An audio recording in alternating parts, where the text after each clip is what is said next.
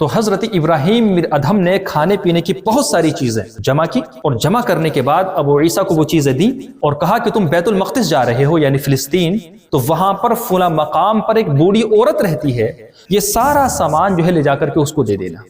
ابو عیسیٰ کہتے ہیں ٹھیک ہے، میں آپ کا سارا سامان اس عورت تک پہنچا دوں گا، اس بوڑھی خاتون تک پہنچا دوں گا، لیکن ذرا یہ تو بتائیں کہ کیا وجہ ہے کہ آپ اتنا سارا کھانے پینے کا سامان ایک بوڑھی عورت کے پاس بھیجوا رہے ہیں؟ تو حضرت ابراہیم بن ادھم نے فرمایا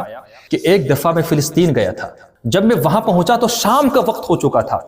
کسی شخص نے میرا حال نہیں پوچھا، لیکن وہ ایک بوڑھی خاتون تھی کہ جس نے مجھے اپنے گھر کے اندر ٹھہرایا اور میری مہمان نوازی کی، تو میں چاہتا ہوں کہ یہ ساری چیزیں تمہارے ہاتھ اس عورت تک بھجواؤں تاکہ میں شکر گزارے کا حق ادا کر سکوں۔